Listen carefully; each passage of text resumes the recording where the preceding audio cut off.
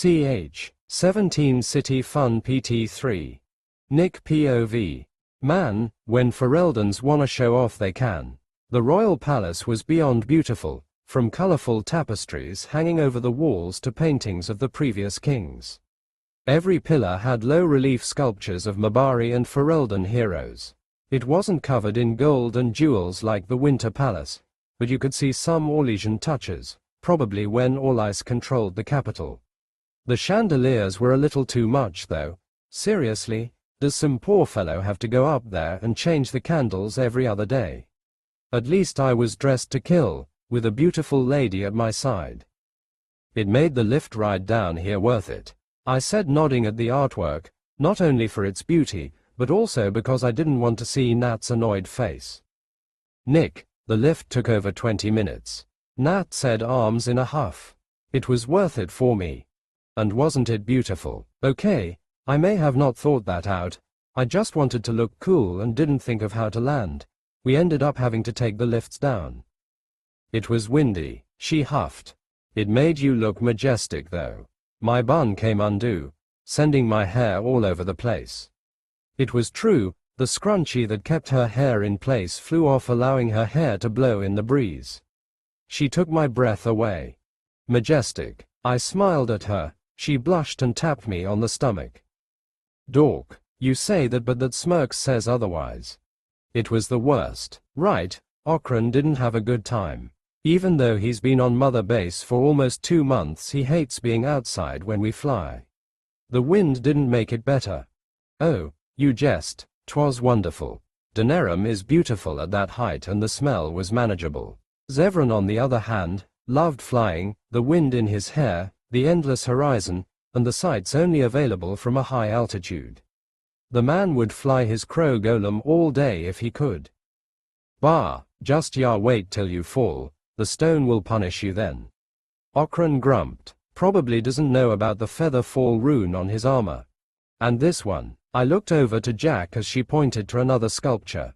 Honora tried to give a description of who they were and what they did, but would get distracted by Sky, who would get too close to some painting, forcing Honora to warn her away.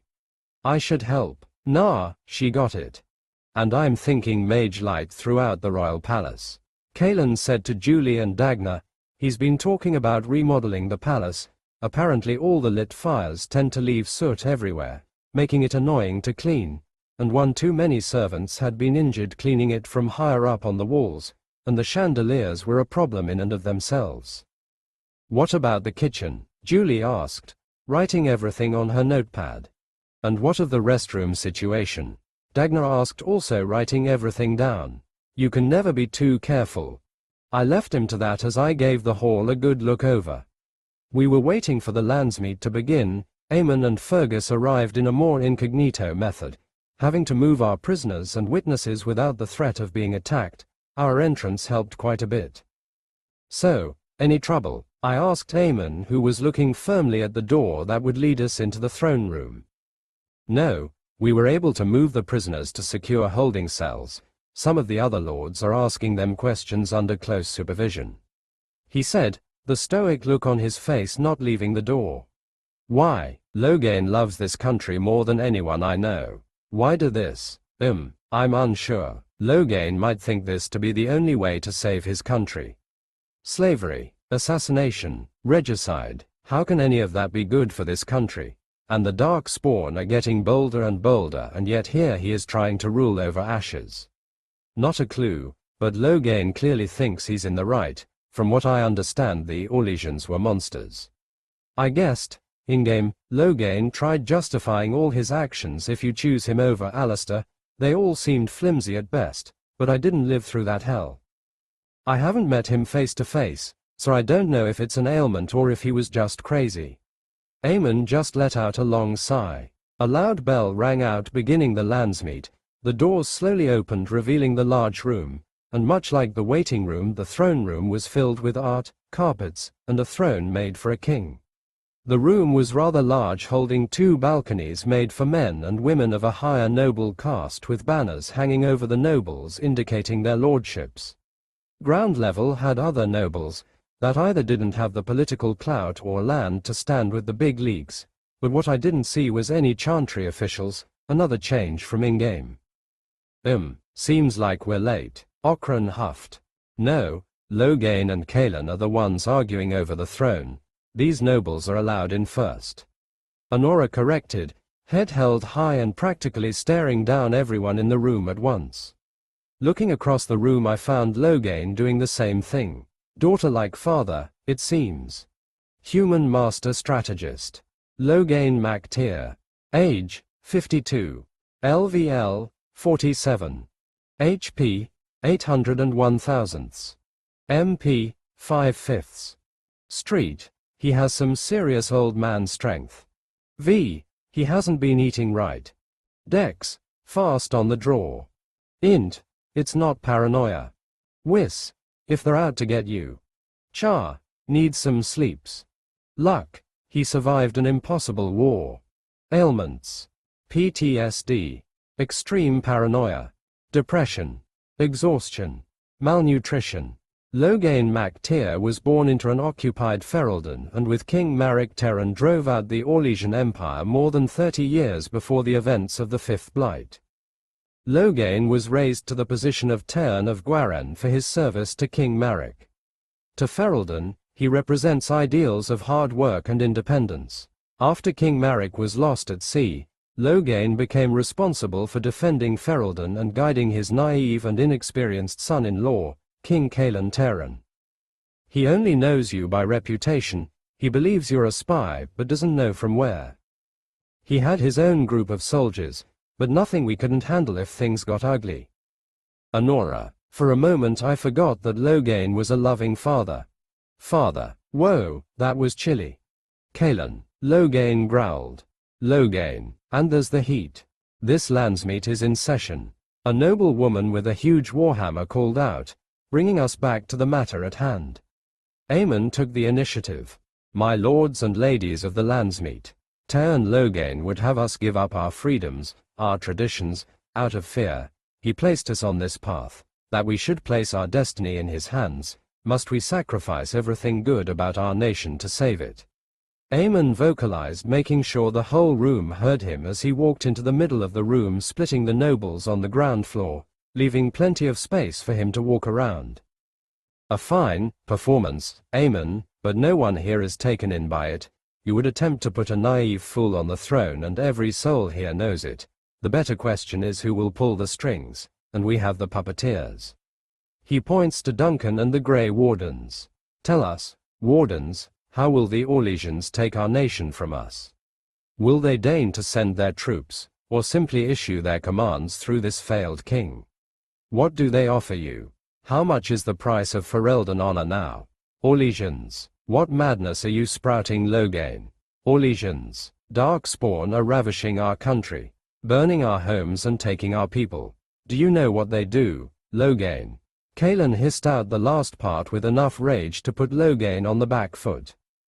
There are enough refugees in my Banner N now to make that abundantly clear. Ban Alfstanna called out, holding a ring around her neck. She was that Templar's sister, right? That guy was not okay, half mad from the torture and guilt. The South has fallen, Loghain. A noble one, the balcony called out. Will you let the dark spawn take the whole country for the fear of all ice? The blight is indeed real, Wolf, but do we need Grey Wardens to fight it? They claim that they alone can end the blight, yet they failed spectacularly against the dark spawn at Ostagar, and they ask to bring with them 4 legions of Chevaliers. And once we open our borders to the Chevalier, can we really expect them to simply return from whence they came? Loghain roared to the crowd. This coming from a man who let Tevinter slavers take innocent civilians of Ferelden to fund this revolt. Kaelan roared back, standing toe to toe with Loghain. What's this? There is no slavery in Ferelden. Explain yourself. Another noble roared. This man looked ready to kill Loghain. I was unsure if it was because of the slavery or because of the young man sporting a new mechanical arm next to him. There was no saving the alienage. Damage from the riots has yet to be repaired, bodies still rotting in their homes. It's not a place I would send my worst enemy. There is no chance of holding it if the blight comes here. Despite what you may think, Kaelan, I have done my duty. Whatever my regrets may be for the elves, I have done what was needed for the good of Ferelden. He straightened. He doesn't get out much, does he? Good for. Have you lost your mind? You would sell the people of Ferelden, so you don't have to waste time helping them. How many children have you torn from their families? How many of my people have you condemned to live in shackles? If Cailan was angry before, he was apocalyptic now. I hoped it was How making all these monstrous decisions behind your back, but this. Logain's men looked antsy. An angry king in full armor and a room full of nobles turning against him tends to do that. What of the Kuzlans? Was that also your doing? The question was soft, but it spread throughout the room like a plague. Logain remained quiet. How brought me proof of betrayal. He muttered unsure. Say that again. My arm snapped out, holding Aidan back from ripping Logain's throat out. I even needed to bend the earth under me so I could hold him back better. It didn't do much. The earth was cracking under me. Alistair was holding back his own Kuzland, as was Aemon. Rendon was a soldier under my command. I had no reason not to trust him. He stole from the crown, taxed everything to the point of riots, made gang leaders into nobles so they could be his personal hit squad, kidnapped and tortured innocent civilians. I drawled out, still holding on to Aidan. He also turned into a 25-foot monster, hell-bent on killing everyone and ruling the world. I didn't think I could make my voice any drier. Logain just looked at me. Is this who you consort with, Cailan? Abominations. He looked over to Jack and Julie. Demons. I nearly let go of Aidan, as he looked over to Skye. Monsters. I'm a dragon. Skye pointed to herself, standing at her full size and whipping her tail on the floor, causing a small tremor. And you are a broken land walker. Be in awe. You view someone who is whole. Is that a threat? He hissed. No. It's a fact. Nikki has talked a lot about the strength of the human mind. But you are old, and fought too much. Your mind cannot leave the battle. She answered like a wise man to a fool. She pointed to Cailan. He is family. You helped raise him. He is bonded to your daughter. He put his trust in you. And you left him to die from the fear of something that might happen. She shook her head, causing her jewelry to tingle throughout the room. You need to heal. She turned away. He wasn't worth it. And you? He looked over at me. Oh, we're just going to skip over the fact that your right-hand man killed and tortured your people at your command? I asked. I had no knowledge of that. Do you truly believe I would allow my daughter to be anywhere near him if I did? You left your son-in-law to die. You didn't investigate if How was telling the truth about one of the most loyal families in Ferelden. You sold your people to slavers because you couldn't be bothered. You allowed How to tax and torture your people. You worry about all ice as Ferelden is burned by evil monsters from the abyss. You, Logain, chose what was easy instead of what was right. I did not raise my voice or use my intimidation skill. I just told it how I saw it. I can see you leaving your daughter in the hands of a monster. The room went quiet. Your words cut, stranger. Who are you to say these things? What gives you the right? Logain hissed. I am Nick Walters, a man of mysteries, a doom-driven fool, the god's toy, but most of all, I'm just a man trying to help. I shrugged. Father, enough is enough. Anora interjected. Lords and ladies of Ferelden, I bring you proof of Logain's treachery. From the slaver who tried to take our people, to the assassin he sent to kill our Aemon. Aemon's soldiers took that moment to drag in Caladrius and Joan. You, screamed Caladrius at Logain. It seemed like he gained some of his previous sanity. You sold me the elves. You said I wouldn't be troubled. Look at me. He shoved his stumps at Logain. Caladrius's guard yanked him back and onto his knees. A cuffed Joan just stood there. His guilt seemed to still weigh him down. Logain is not fit to rule Ferelden. Anora called out, regaining attention. Logain, father, stand down, there has been enough chaos. For a moment I thought he was going to end this without a fight.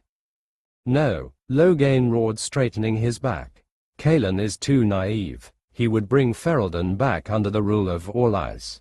He looked at the nobles, seeing the writing on the wall. But I see you don't agree. You have not done what I must to keep this country safe. I, who has spilled more blood than anyone, who has fought overwhelming odds to bring freedom to the country I love." He unsheathed his sword, which ignited into flames, pointing it at Kalen, who just glared back. I call for an honor duel. That got some gasps, which also brought me up short. Sure, the duel was the most likely outcome, but only after people voted, and the enchanted blade was new. Kalen glared at Logain. After a moment he looked over to his wife, who just looked terrified, clearly not seeing this coming. Looking back to Logain, he also unsheathed his sword. Unlike Logain, only the edges of his sword gave a soft glow. I called it Damocles. Call me a try-hard, I don't give a damn. Technically it was called Marik's blade, but Kalen believed it needed a new name. He agreed to Damocles after hearing the story of the fabled king. The edges were superheated, which was easy. It was keeping the heat contained to only the edges were where the real work went into. Kalen tapped his sword to Logain's. // Kalen POV. I accept. The nobles around us took flight, giving us plenty of space. I gave Anora one last look. My beloved looked so lost. I will never forgive Logain for doing this, to me, to Ferelden, to Anora. But even then, Nick, can you remove the runes? No, but, he pressed something on my spine, making the runes on my armor dim. I can limit the output. This should make it slightly better than your old armor. My armor's weight pressed down on me. It never felt heavier. This duel shall be fought according to tradition. A test of arms and single combat until one party yields. And we who have assembled here today will abide by the outcome. Called out Alfstanna. Taking a step back, we unclipped our shields to bring him to a proper stance. Begin. We began to circle each other. His guard was strong and his footwork precise. This is unfair. I yelled from the floor. Uncle gave me no openings. Uncle's spars sucked. All around us were the royal guards watching me getting my butt handed to me in the training yard. No whining, Kalen. Do you think your father and I got to whine about how the Orlesian never got off their bloody horses? Logain called out, sword pointed to the ground as he circled me. I quickly jumped back to my feet. Uncle wasn't above giving me a smack while I was on the ground. You don't hold back, nor will any of your enemies. Bring up that shield. He swung, nearly knocking it out of my hand. I'm 13. I swung my sword only for him to parry it with ease. And these skills may save your life. Block. That one shook my bones. And if not yours. His eyes flashed to Anora, looking over the match with a worried look. I took a deep breath and steadied myself. You're not giving me any openings. Then make some. He swung at me.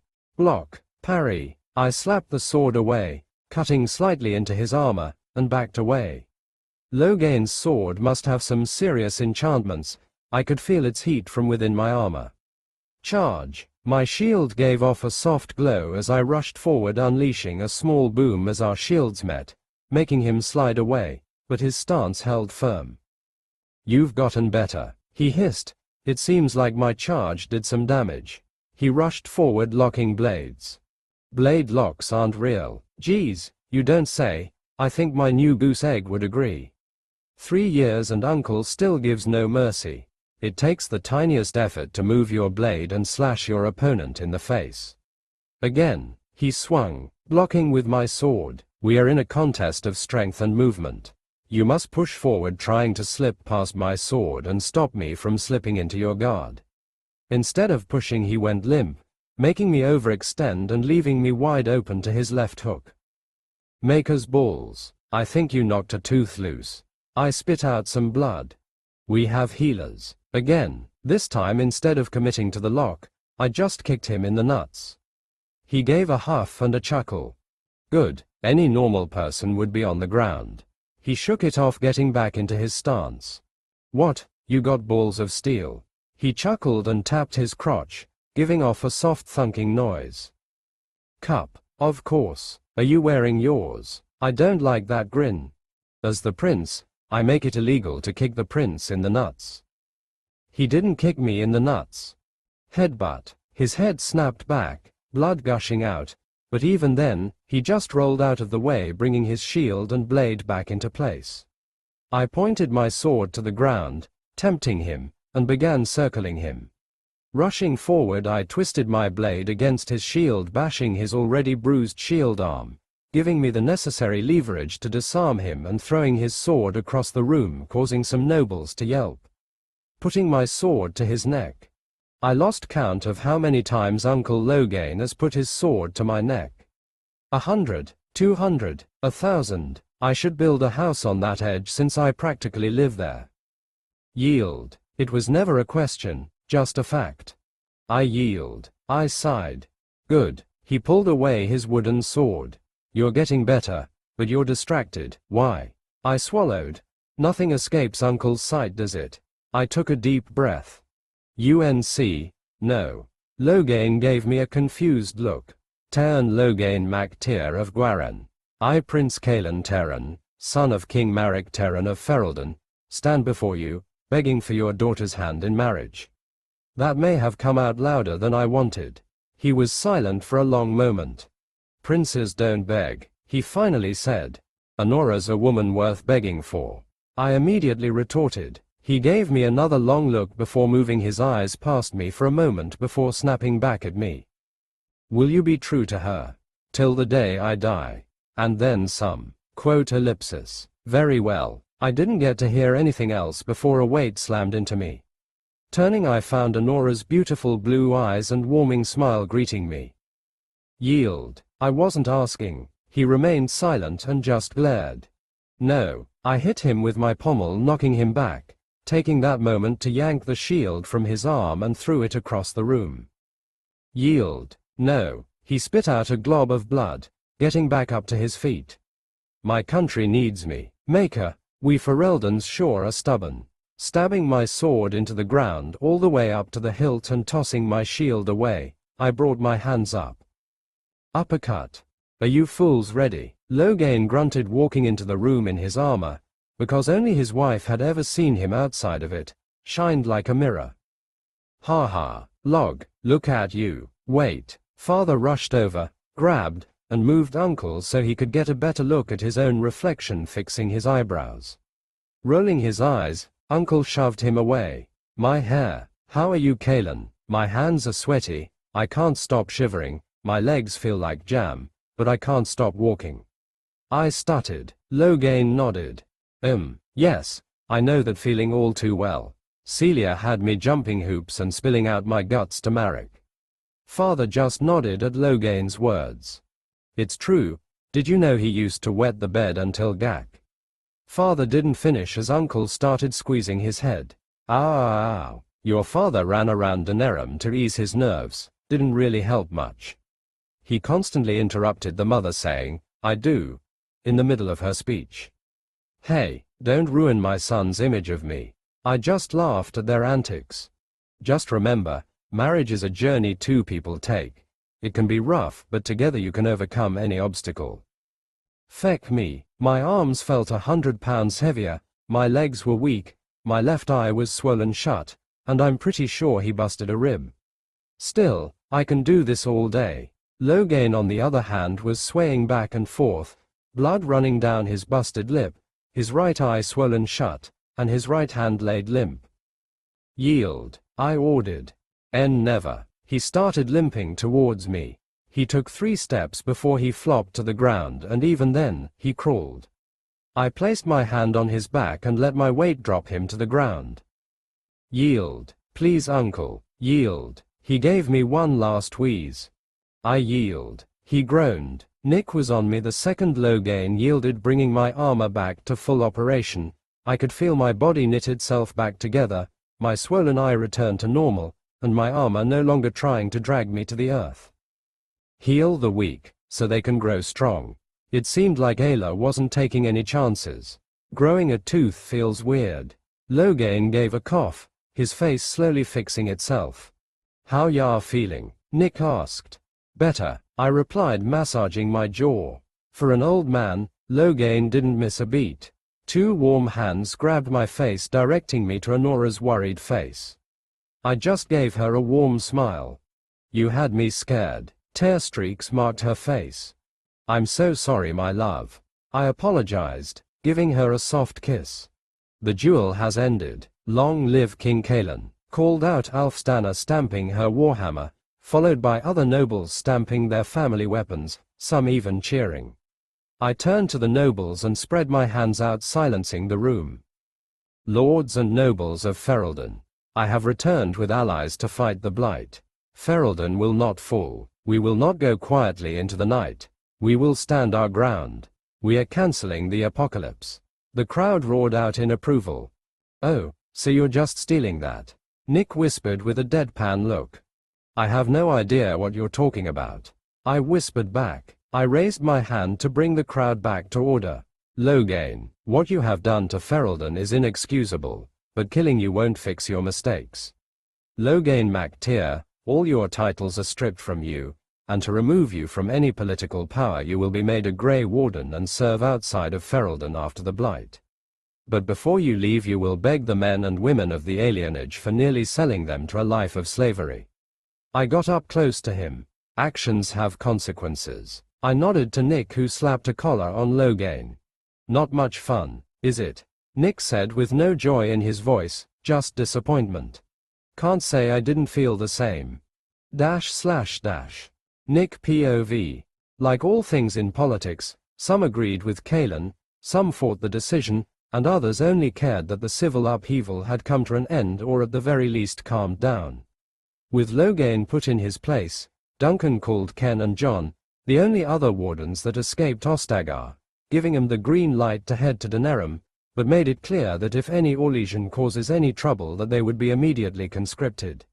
We also have some wardens come down from the Free Marchers. Things were looking up. Kaelan did have something else he needed from me. Line up, ladies, I yelled, standing on a platform in front of Aemon's soldiers and conscripts. Yes, that means you two slack George yokels. I yelled at the men, giving me confused looks. I forgot that many women join the armed forces here. Your king has gracefully, and out of his love for you, ordered enhanced armor. That's right, armor for the lot of you, free, rune-infused, and meant to keep darkspawn blood off, so line up.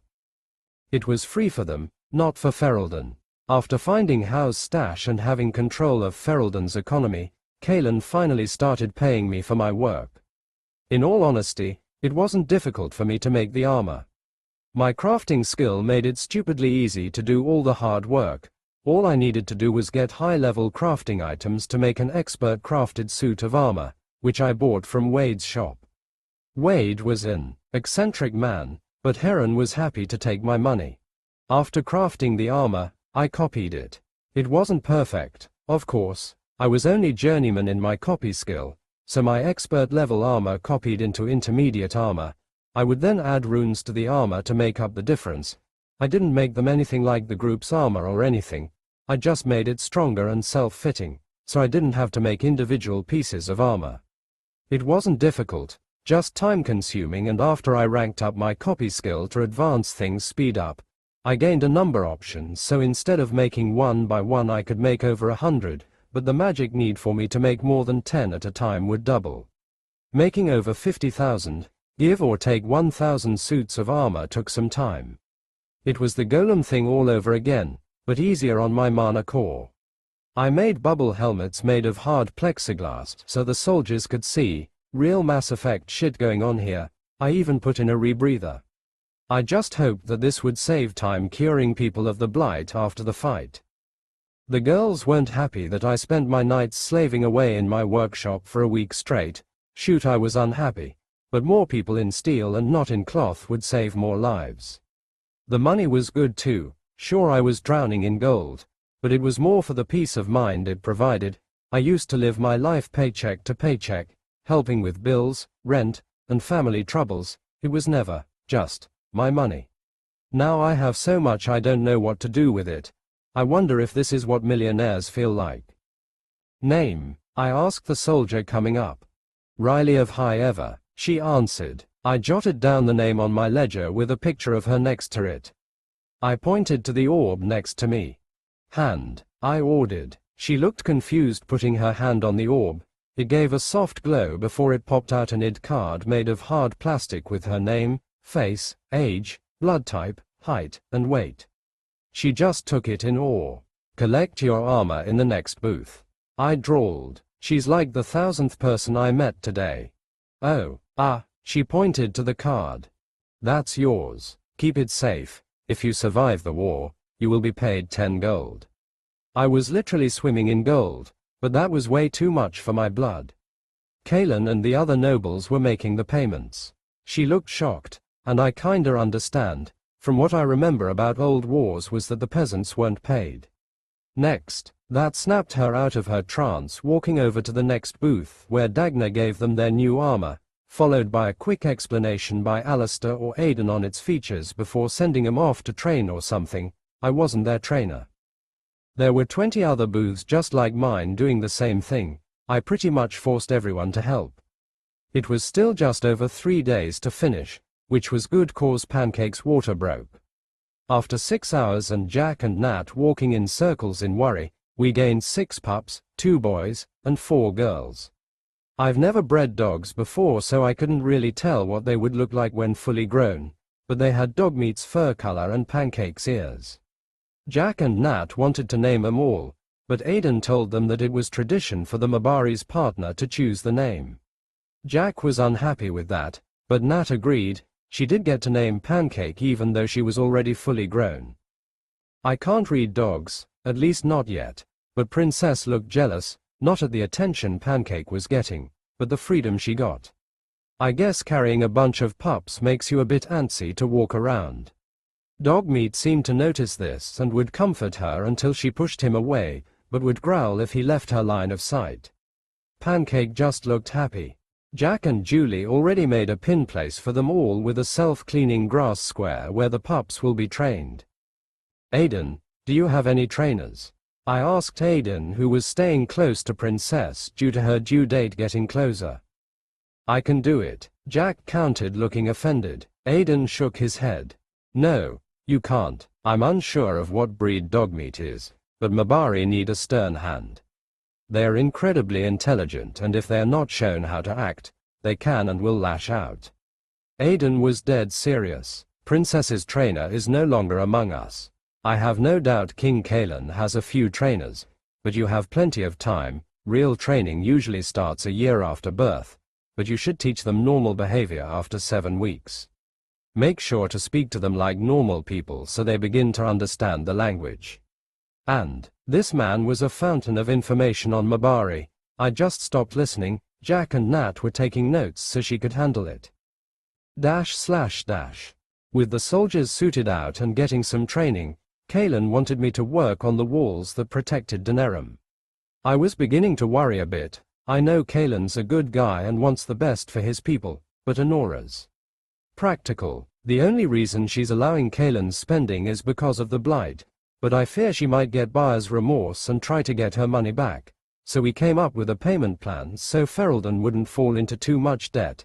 Still, I have a feeling she wants me to have an accident in battle, so the kingdom didn't have to pay.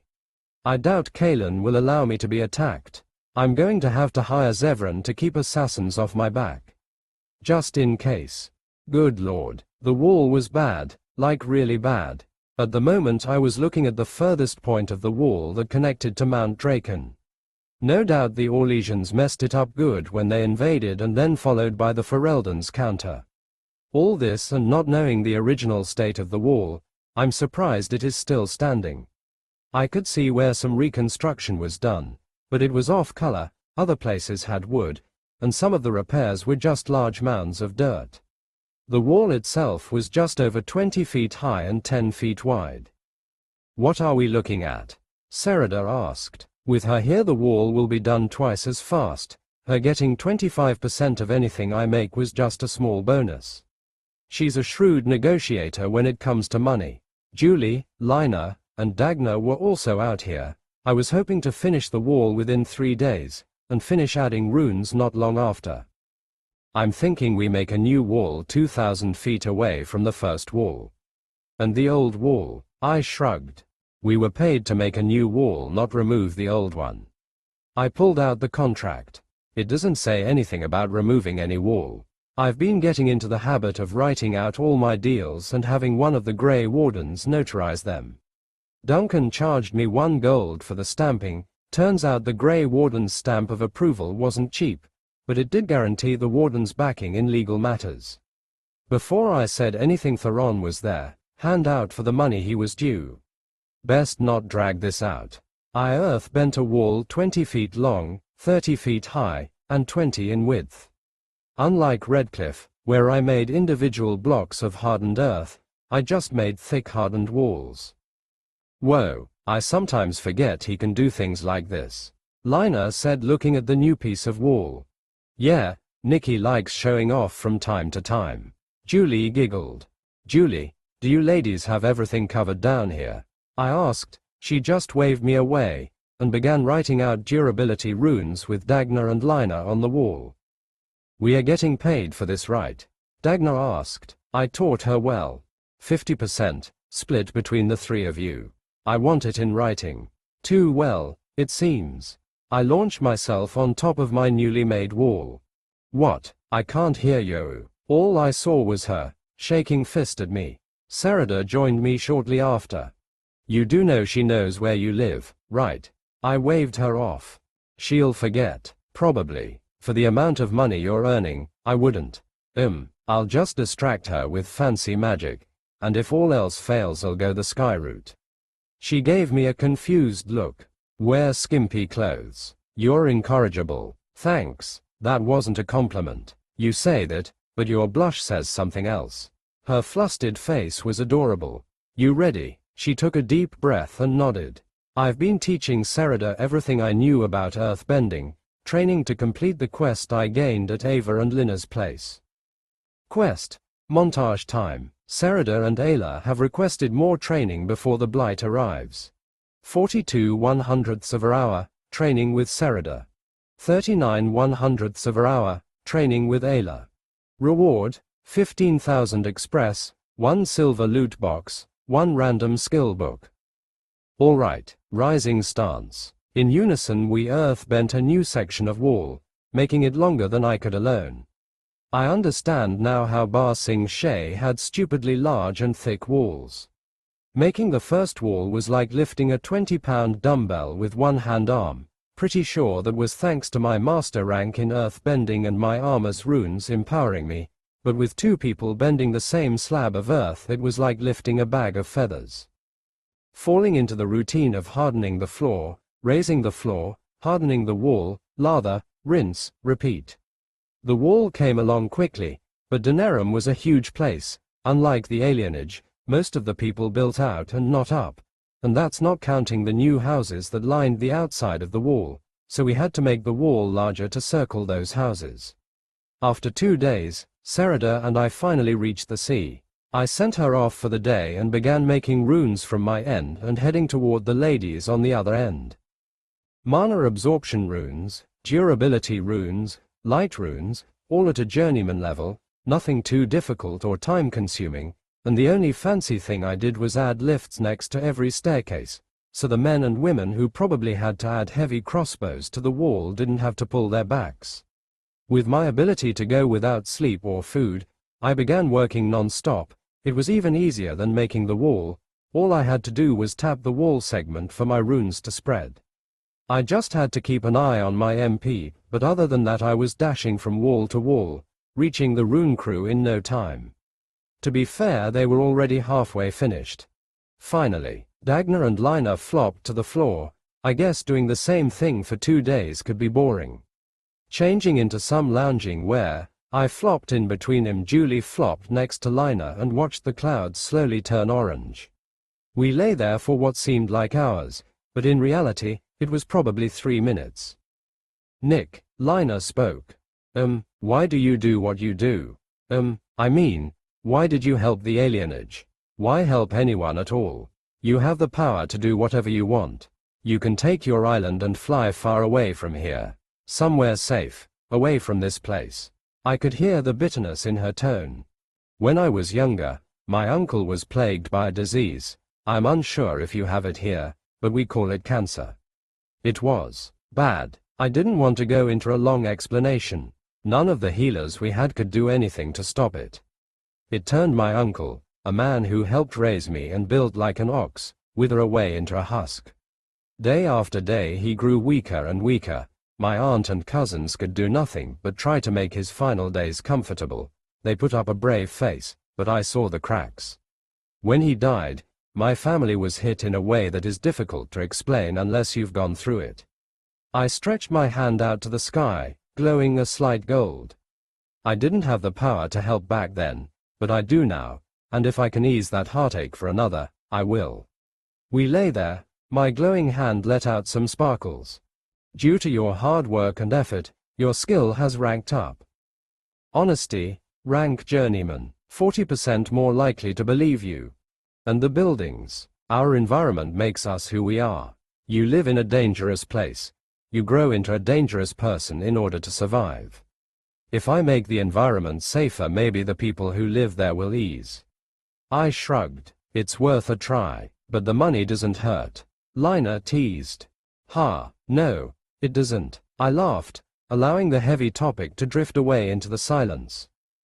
I better be paid for that. Dagna piped up. 5%. She thumped me. Dagny, you're doing it wrong. Nikki's been punched, thrown, bitten, and set on fire. You got to be gentle. She crawled over Lina, leaving her blushing, and straddled me. Nikki, 15%. I gulped. She took a deep breath, sticking out her chest, and rubbed herself against my hips. 20. I squeaked. She leaned over and gave me a soft kiss that grew into something more risque, before popping her lips away. Nikki. Every hair on my body stood at attention. Gamer's mind has blocked Julia Hope's racial trait, lust. I'll give you anything you want.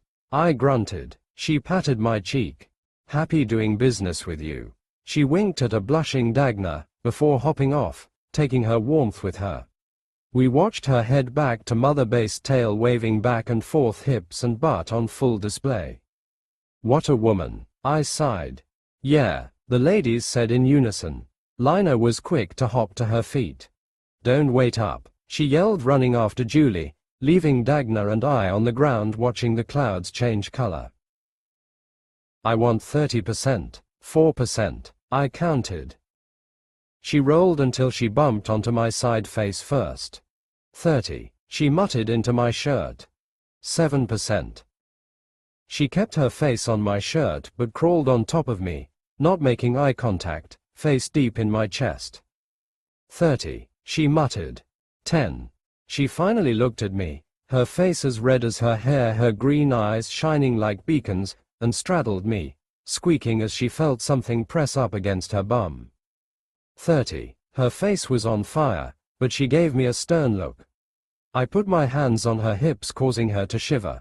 15. I gave a light squeeze. She placed her hands on my chest and gently placed her forehead against mine. 30. Her breath was hot and smelled of the same cookies I made of lunch. 20. I counted. She gave me a gentle kiss. 21. Kiss. 22. Kiss. 23. She slipped her tongue into my mouth as I moved my hands to her bum and massaged it, causing her to moan in my mouth. She tasted of chocolate and seemed to melt at my touch. Are you going to mate? Astral asked, appearing to my left. Being caught off guard, Dagna Fade stepped 10 feet into the air out of pure shock. Her wooden golem masquerading as her bracer activated its feather fall runes, gently lowering her panicked, flushed face to the ground. She didn't even try and land on her feet, she just covered her face and landed curled up in a ball. Adorable, I teased. She just flipped me off. I picked her up like a princess, but all she did was bury her face in my chest. 25. I want it in writing. She muttered. Ha, of course, my adorable apprentice. So, sister from another mister, what's happenin'? Dinner, Astral cheered. Of course. // Dodge, I yelled, throwing a flaming dodgeball at Ayla, who managed to jump out of the way. Danger sense tingled, moving my head to the left, allowing the ball Dagna launched at me to fly by.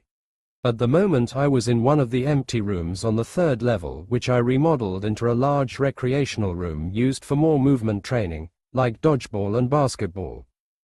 Hold still, Dagna yelled. Ever since the kiss yesterday she has been breaking out of her shell more, asking more questions, and taking risks when rune crafting. She even slapped my ass as we left breakfast.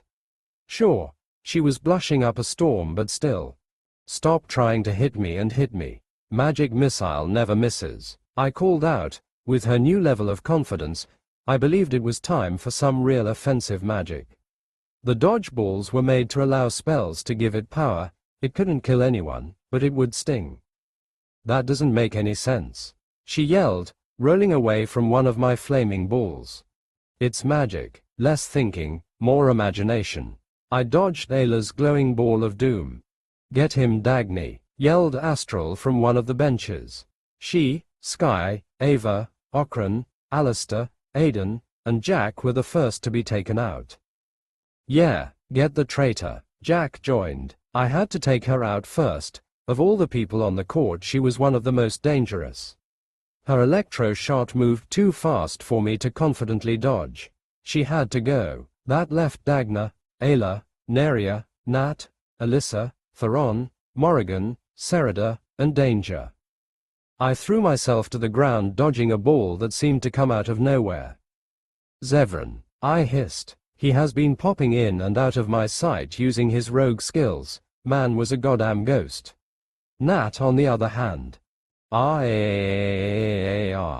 is a bit more aggressive. Eat rubber. Nat, sweetie, the point of a sneak attack is to be sneaky.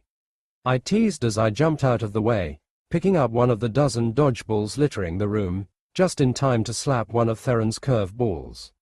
I feel like I'm being targeted. I launched my ball at an ill-prepared Dagna. Holy rebound, yelled Ayla, creating a holy shield, not only blocking a sure hit, but returning it straight at me with a little extra, screw you, juice. I learned that Ayla had to chant to use her magic, but with some practice, we have been able to lessen the words needed to cast a spell.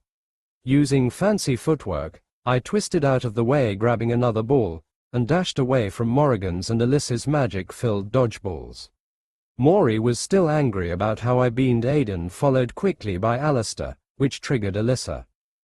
It's good to see you getting along with your in-laws, I teased.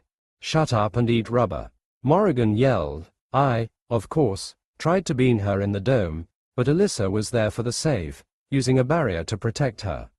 Danger, I dashed up to the ceiling, avoiding a ball wreathed in lightning. I trailed back to an ever-calm Theron. Theron's been training his body to handle more magic through mana, enhancing his strength, followed by unleashing large amounts of magic through his advanced body. It was amazing, but mana-intensive. He couldn't do those multiple times in a row without going into a mana crash and messing up his body. Danger, I quickly dashed off the ceiling, avoiding another ball that left an indentation on the ceiling.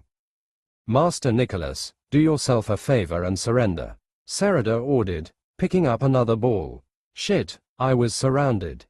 Isn't this a bit unfair? Originally it was supposed to be a free-for-all, a bit of training about how a battlefield could be chaotic, but it turned on me pretty quick. No, Neria smirked. Wasn't it you who said that taking out the biggest threat makes it easier to take out the minions? I'm flattered. I was talking about Jack. Ouch, and with her out of the way. Well, that only left you. I just showed you the game like 5 minutes ago. I looked for an escape. Ganging up on one person is a time-honored tradition, Theron answered with a straight face. I slowly raised my hand in surrender. Man, ya guys got me. I smiled like butter wouldn't melt in my mouth. No sudden movement, Ayla ordered, hand ready with a ball. On the floor, she's been watching too many cop movies. Why, are you going to do naughty things to me? I teased her, using my char stat to the max. A light blush spread across her face. On the ground, Walters, she growled, cocking her hand ready to launch. Ever so slowly I got on one knee and unleashed a powerful illusion of a smokescreen. Danger, you don't say. I dashed forward, listening to my intuition, flopping just far enough where any ball destined to make mincemeat of my beautiful face flew over my head. Grabbing a ball that rolled by, I beamed Theron followed by Zevran.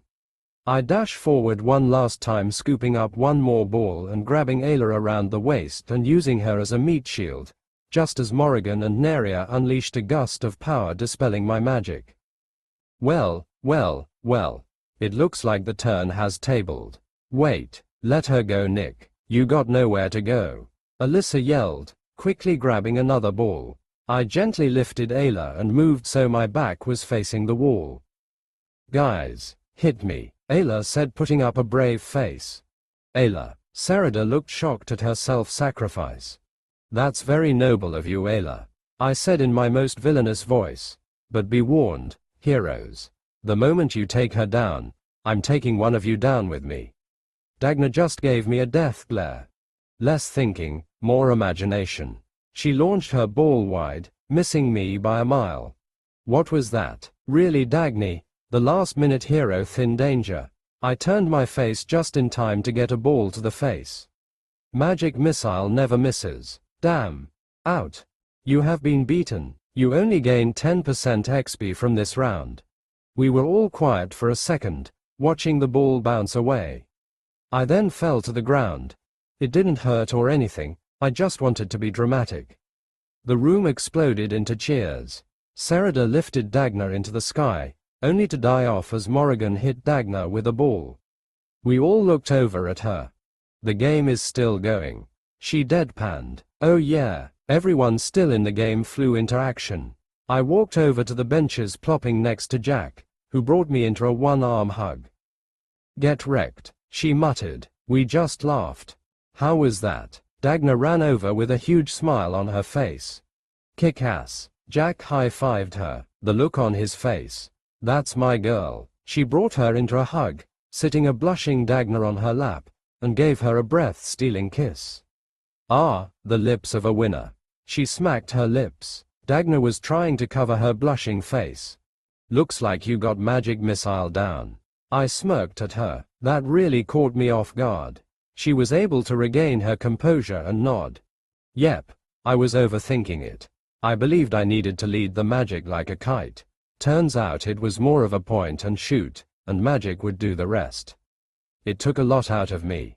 Yeah, unlike energy barrage, which peppers an enemy to lower their resistance, magic missile is all about power. Magic missile, abraca fuck you. Magic in its purest, feck you, form. 25 MP per missile. 70 to 120 horsepower damage per missile. Rank Journeyman. It was 35 MP at Novice and would cause an average damage of about 40 horsepower. It's all about practice. You'll be busting fools in no time. You really are an overachiever. I teased. She huffed. Just you wait. Soon I'll be teaching you a thing or two. Her nose reaching for the ceiling. I took that moment to gently lock our foreheads. And what will you teach me, Mistress Dagna? I whispered hotly. Her face lit back up. I gave her a soft kiss. That seemed to be too much as she buried herself into Jack's chest. Adorable. I looked back to the battlefield only to find Nat standing over everyone remaining, roaring in victory. You, she pointed at me, snapping me to attention. Bed, I wish to savor my victory. Gamer's mind has blocked Naisha Broska's word of command. Gamer's mind has blocked Jack Hope's racial ability, lust. I looked over to a startled blushing Jack. Competition really brings out another beast in people. Bed. I rushed out of the room. / Zevran POV. 1212. Come on ladies, you call that jogging? Nick yelled at his little group as they passed my table in the Alien Age's newest restaurant owned by Nick. He called it Pizza Time. They had a nice outdoor table set up, under the large tree that provided just the right amount of shade.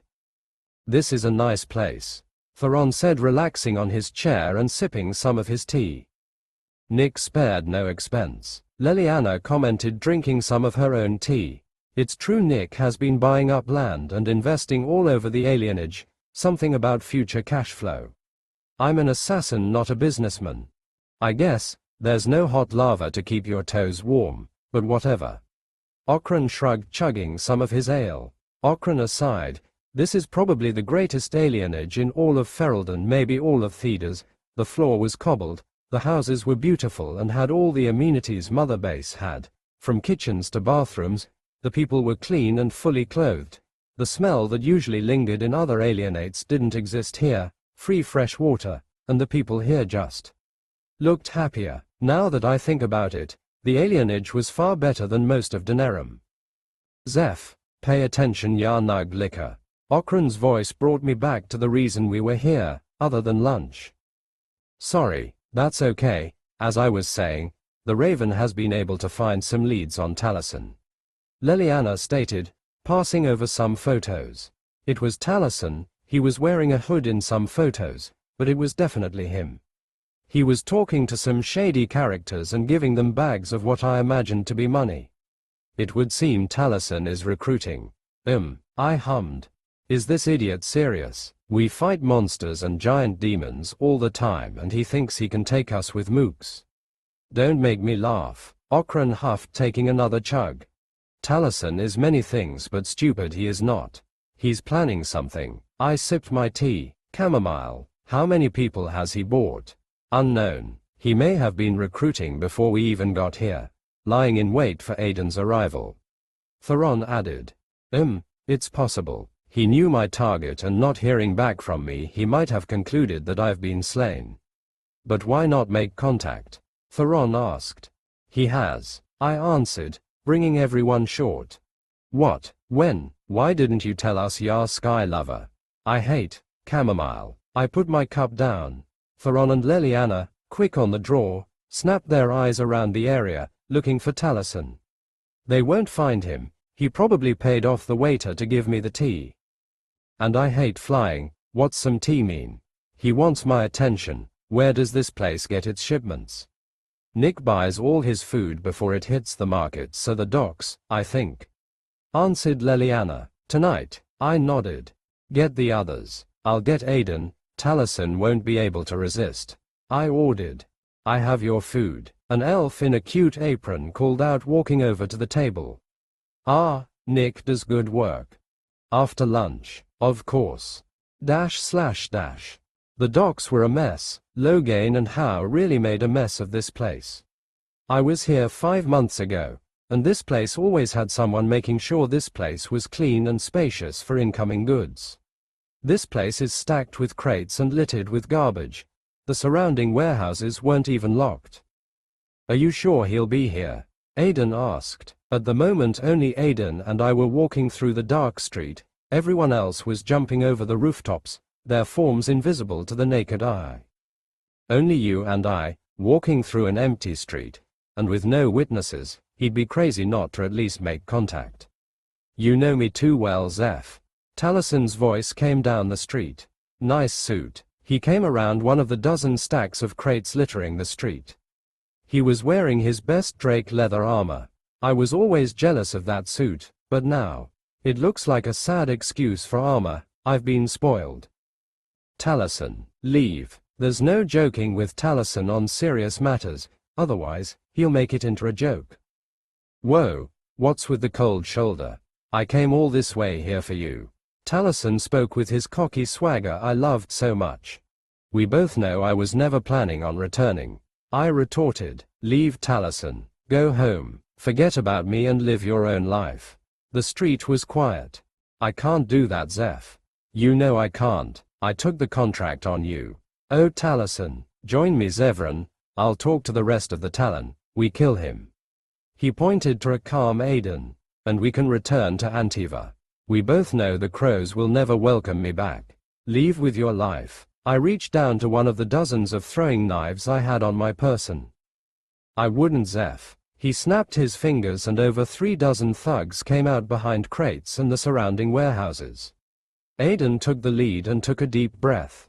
Ladies and gentlemen, my name is Aiden Kuzland. I am a Grey Warden. I have fought my way through dozens of monsters, demons, dark spawn, and fools. I am giving you this one chance. Leave. I know Aiden didn't have any magic, but every time he gets like this it seems like he grows an extra 3 feet and gains 100 pounds of murder muscles. Some of the thugs looked nervous, giving each other looks. Hey, cute. Taliesin smirked. Did he really think these men in piss-poor armor and mediocre weapons could really stop us? We could handle them without backup. You have plenty of confidence in that armor. He snapped his fingers and two of the men slammed their swords into the ground, unleashing a blue field that washed over us. Templars. The runes dim for a moment before the mini-arc reactor lit up, powering up the runes again. What's happening? He yelled at the shocked Templars. Aye, Don. His body turned to ash as Aiden's big Fek'Oth sword cut through him. You should have taken my advice. Aiden growled as two new earthen walls appeared at both ends of the street, blocking any quick escape. It's that mage freak, one of the thugs screeched, losing focus and getting bisected by Aiden. It was a rather sad sight. It was like hopeful ants fighting a dragon. I turned my attention to Taliesin. You know, Taliesin, I'm happy you didn't run. I can finally pay you back for Rinna. I stalked towards him. One of his thugs got in my way. I quickly dispatched him, but Taliesin took that moment to vanish between the crates. Zeph, think about this. Do you really want to do this? Years of friendship and love, for these people. His voice bounced around the crates, mixing with the frantic screams and cries of his mooks. Friendship? Did you even think of friendship as you tricked me into killing Rinna? I hissed. I had to. The Crowmasters demanded it. It was you or her. You have to believe me. No, at least believe that I'll be sad after I kill you.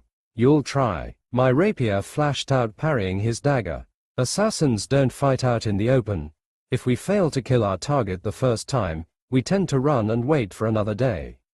Taliesin prepped to jump back into the shadows, but a wall popped out, blocking his escape, followed by 3 more trapping him with me. Any crates that may have been used as cover sank into the earth, leaving a clear view of Taliesin. Moonlight lit up our tiny death box. Our blades glimmered in the light. Lightning magic would occasionally illuminate our faces. I always loved storybook battles. Always so dramatic, clashing blades, banter, confessions, and most of all, time. Parry, block, twist, disarm, parry the second dagger, and stab with my hidden dagger. Gak. But in real life, fights last but a moment. Hey, you, got me. Taliesin wheezed, spitting out blood. Well played. I slowly brought him to the ground. You were always better. He gave one last cough and stopped breathing. I shut his eyes and gave a final twist of my blade. Double tap. The walls around me slowly sank back into the earth, revealing a rather burnt-up street and several ash piles. The rest of the crew looked for any stragglers. You okay? Nick asked. Am I? I looked back at Taliesin's peaceful face. He used to be a good friend of mine, maybe even more. He should have just left. Prideful fool. If he can't have it, no one could. A hand the size of a bear's paw draped itself on my shoulder, giving me warmth on this cold winter night. Come, let's drink and remember better times, Aiden said, trying to comfort me. I could use a drink. I allowed him to lead me away. Nick POV. You have slept on a wooden beam. 10% of HP, MP, and CP have been recovered. You have drunk a large amount of alcohol. You have the status debuff, hungover. All skills requiring MP and CP costs increase by 100%. All magic and chi skills have been dropped to novice until debuff has been removed. HP, CP, and MP regen locked. Debuff will end in 1 hour. 59 minutes 59 seconds remaining. Everything hurt. My brain has had enough of my body's shenanigans and decided that today it will teach the body a lesson. Oh shit. Forgetting where I was, I tried getting up from what I thought was the ground, only to fall 15 feet to the hard floor. You have fallen from a great height. You have taken 50 points of fall damage. Hooah, that sucked. I tried getting back on my feet, but the floor was spinning. Are you all right, young man? A soft French accent chimed in my ear. Ugh, was my elegant response. Yes, I suppose falling from that great of a height would leave someone a bit groggy. Who is this sassy person to sass me with her sassiness? Peeking at her from the floor I observed her. Human priest. Mother Giselle. Age, 31. LVL, 8. HP 140 140ths. MP 5/5. Street. Lover not a fighter, but she's not above putting some hands on some idiots. V. She hikes all over Ferelden. Dex. She can touch her toes. Int. Magic isn't dangerous. Wis. People are dangerous. Char. Motherly. Luck. The Maker has always been at her corner. Ailments. Sore back. Revered Mother Giselle of Jada, third daughter of a farmer's family outside of Jada proper. Joined the Chantry at the age of 15 after praying for her father's health one horrific winter's night. While her father didn't make an immediate recovery, the Chantry helped bring her father back to health by bringing mage healers. She joined the Chantry soon after. Giselle would become revered by the poor and sick of Jada after defying orders from the Chantry by giving them the food that was meant for the Orlesian nobles and the Chantry priest of Jada. The Chantry, unable to punish her due to the love the small folk had for her, instead sent her to Ferelden in the hopes she would die in the rough and tough countryside. She is laughing at you in the inside. Where am I? I asked slowly, healing myself. My timer was sped up to just under a minute. As long as I kept healing, it felt like I was trying to get that last drop of ketchup in the bottle. The Chantry. Ooh no, you really should rest. Do you know how I got here? My memories were slowly coming back to me. The night was going pretty well, and then Okran got out the Mara's lock at some point, and then everything went a little fuzzy. I remember the ladies laughing before the men took off into the city. And what am I wearing? I was completely naked except for a metal loincloth. It's a cold winter's day. Looking through my inventory I couldn't find any other clothes. You and some of your friends came in here and made magical copies of all the books we had, and that.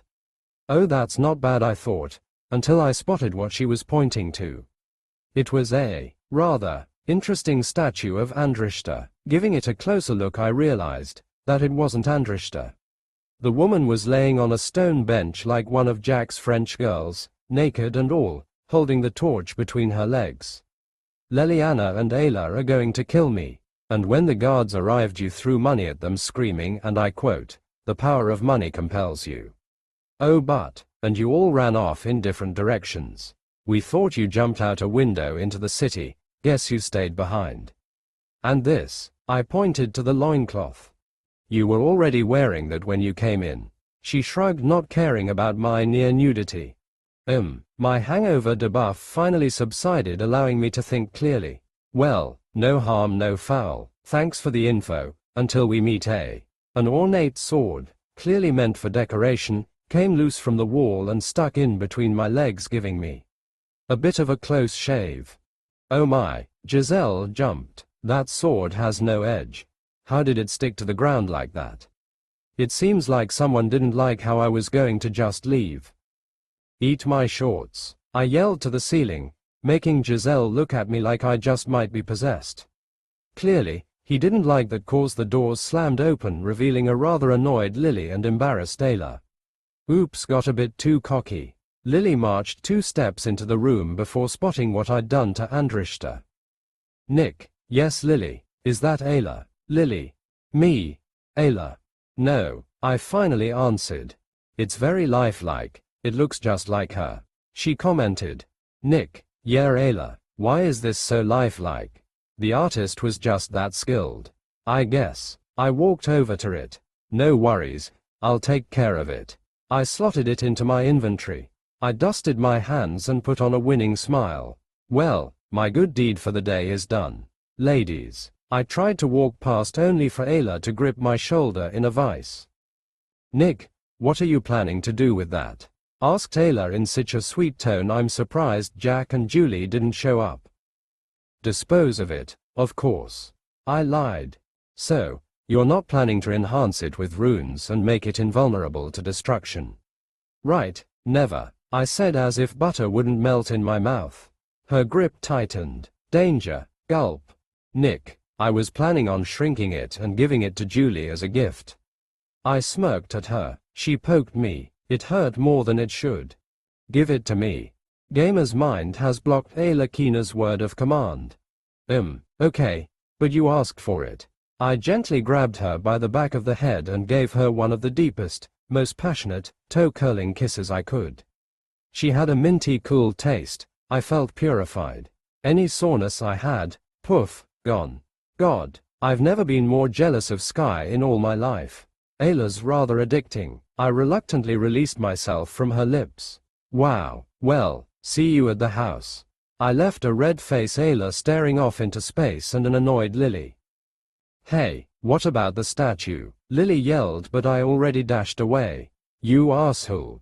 // This might be shocking to some, but they caught me rather easily, mostly because we did in fact live in the same home. Ayla and Lily eventually withered me down until I promised to spruce up the chantry a bit as an apology. Lily, on the other hand, wanted me to build a humongous magical mansion that would cleanse people as they walk in. I laughed at her. A decent kitchen and one bathroom was my final offer. Ayla tried to argue, but I would just flash her a smirk and she would light up like a match and not look me in the eye. Lily ended up taking my offer. I did get most of my memories back. It started with everyone drinking back at Mother Base. We made a small bonfire out under the stars and talked about our past a bit.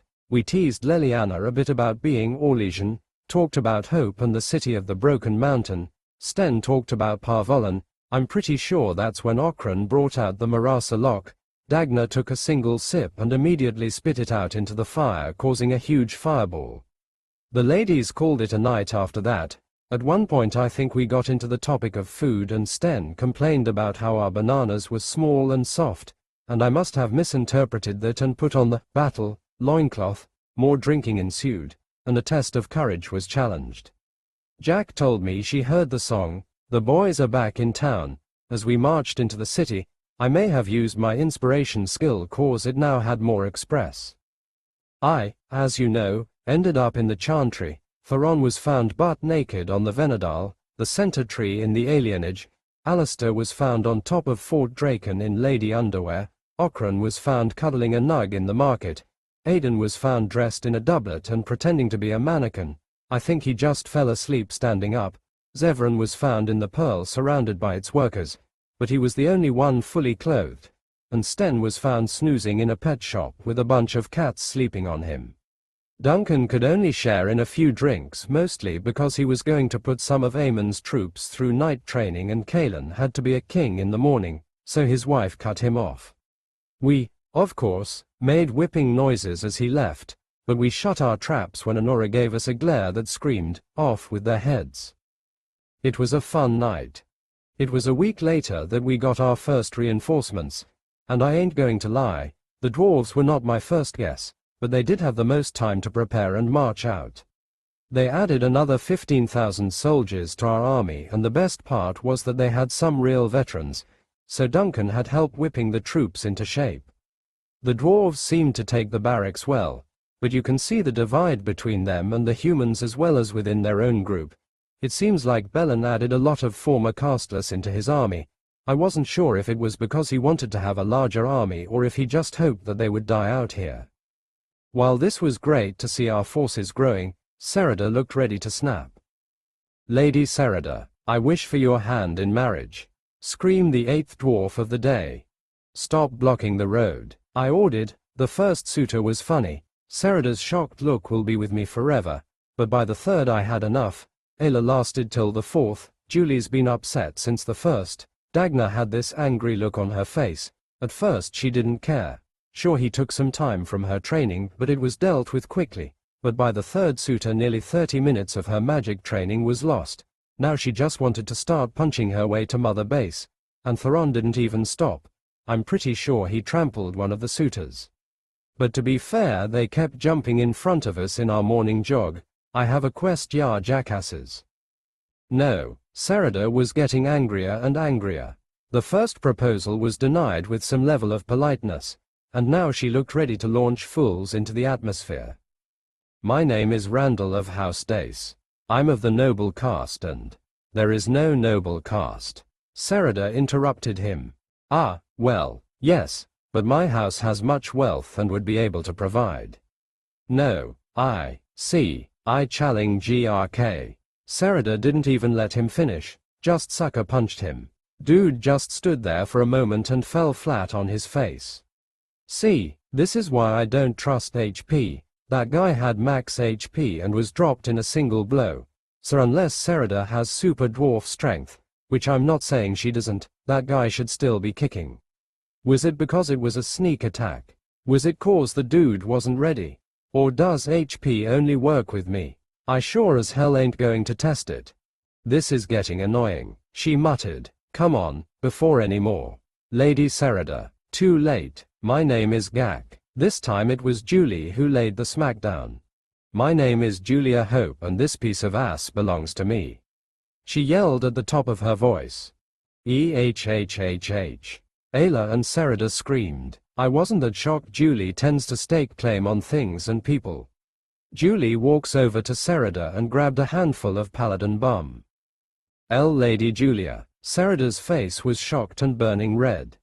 If any of you have a problem with that, you can take it up with him. She pointed straight at me. It seemed like one of the dwarves did. In fact, have a problem with that, cause he broke from the pack and marched over. I didn't even let him get started. Minimal strength plus power strike plus backstab plus fisticuffs equals 357 horsepower of bludgeoning damage. Opponent is launched 5 yards. And since power strike needs an overhead strike, my chop buried him up to his neck. Any normal person would have died from that, but I softened the ground, so his knees didn't pop out his shoulders. Can't go around killing our allies. His HP was hovering over 50 and was slowly trickling down. Fun fact about healing hand, when you reach expert rank you don't need to use your hands and you can even heal through clothes.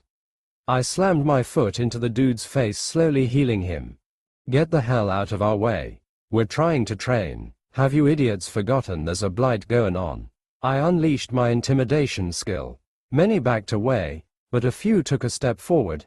I found that annoying, so I bent the earth under them and launched them into the sky.